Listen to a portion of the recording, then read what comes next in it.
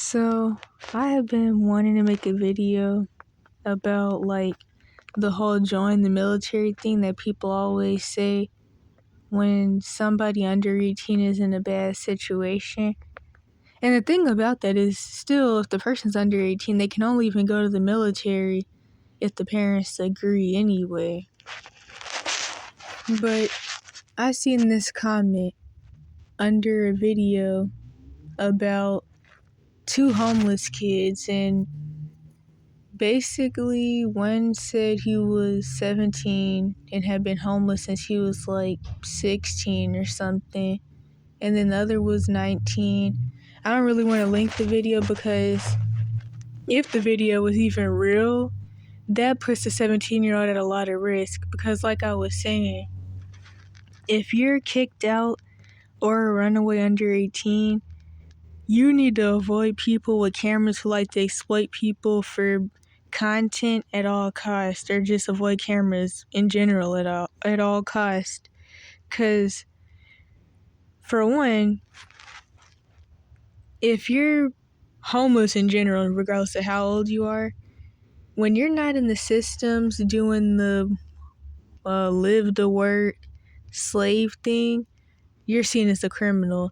When you're under 18 and you're not living with some relative or being trafficked around the cash for kids system, you're seen as a criminal even more, and you're seen as a fugitive. And if the cops see that video, or CPS, or both or whatever, the 17-year-old is at risk of getting kidnapped by the police and or CPS and then thrown to the cash for kids system, or put back in whatever situation he got kicked out of or whatever. Because I couldn't even really understand what they were saying, to be honest, because they were speaking really low. I guess because of the drugs, because of course, after a certain amount of time of being homeless, some people get into drugs. Some people may have already been on drugs, like how if you're in the cash for kids system, especially the foster care branch, you may be drugged on ADHD pills and all that, and then you end up addicted to speed and stuff already against your will. And so then once you get kicked out of the foster care system at 18, you're still addicted to all these drugs you've been forced on all your life, and so then you go seeking them out once you become homeless, and then it just is a really bad cycle. Yeah, so anyways, I hate hearing this. I hate hearing the whole join the military thing in situations like this. Because it's for one, like I said in this comment, it's done by design for there to be systems like the military put in place to try to reel in abused kids, whoever's parents will even say yes. So that way they can see the military as an escape. And it's the country wants you to go fight for them over probably a whole bunch of lies anyway, because the U.S. is always lying about what the wars are actually about. But yeah, the country wants you to go fight for them, but they don't even care enough about you to have a system put in place to help really anybody, to be honest. So you either have to sit in some bad situation, or do the lay low till 18 thing after running away or whatever, or even getting kicked out, or ask your parents if you can join the military. And that shouldn't even be like that. And then, like I say all the time, you get in the military, and then they drive you schizo or whatever, and you get PTSD, and then you end up homeless on drugs, or just homeless and really messed up. Because a lot of the homeless population are veterans. And I've heard a lot of stories about the military too. So, if you get in trouble for whatever, they'll make you apologize to trees, apologize to grass. When one person does something, everybody's in trouble, and they break you down. In fact, they spend the first couple of months or something like that of you being in there, breaking you down and screaming in your face. And I know people feel like it's necessary because you have to be prepared to go fight for war, but this stuff is done on purpose. They brainwash you, pretty much. and then it can either be really bad on you, but it depends on, I guess, I don't know, the situation or whatever. But yeah, you end up homeless, and then they drive you crazy. And some people actually believe that the military drives people crazy on purpose to keep them from being able to claim their benefits from being in the military.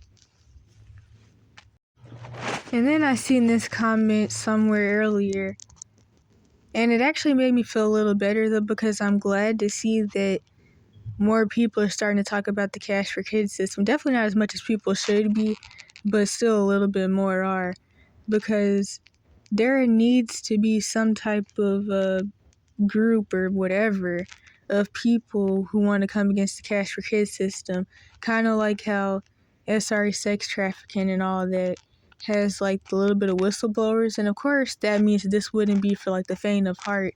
This would have to be for people who really are willing to risk their lives actually fighting against these systems. But yeah, so anyway, this person said, I worked at a school for troubled teens. 9 out of 10 of the kids were there because of their parents, which makes sense because, one, the kid's either there because of their trauma symptoms. 2, the parent put the kid in there because, kind of like I went through in my Munchausen situation, I guess, there's some parents that just like to create situations so they can make a pity party out of it. So, like, they'll purposely fight to get their kids put in these types of placements. And this person said, oh, really? What do you know of that abusive system that sees documented abuse at home and makes kids take accountability for it for profit? And this goes along with something somebody once told me. When the mother is psychotic, they treat her children because that's how power works. And like the Cash for Kids system does, they make money off of traffic, label, drug, and further traumatize already abused kids, and then they blame the kids for being quote unquote bad, slow, or crazy, quote unquote.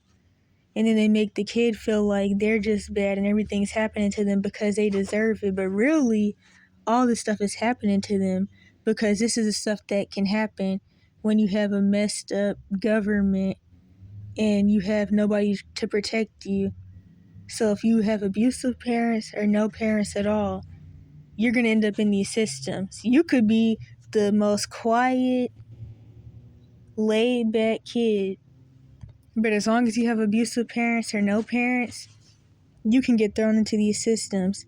You could be the kid that never mentions your situation, never does anything, and you'll still get thrown in there just because this is how these systems make their money, but they have to gaslight you and make you feel like it's happening to you because you're quote-unquote bad or something. The reason I put this screenshot in is because it goes along with what I was already saying.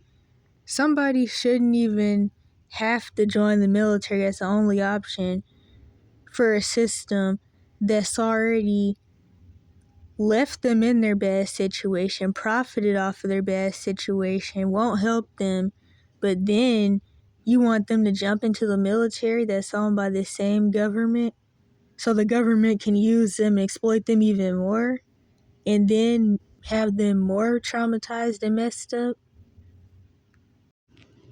And then the last comment says, unfortunately quite a bit, which is why I don't work there anymore. From doctors pushing diet pills and barely 100-pound girls to therapists having affairs while they're supposed to be in a session. I don't really know what that means. That didn't make any sense to me. But yeah, that's what happens too. And I already have a couple other posts. Even one about this ex-psychiatrist or something who still makes YouTube videos where I talk about how staff who work in the Cash for Kids system will commonly quit. Few will even become whistleblowers. Most will quit and end up with their own PTSD from watching kids be abused and even have to, quote unquote, have to help abuse kids.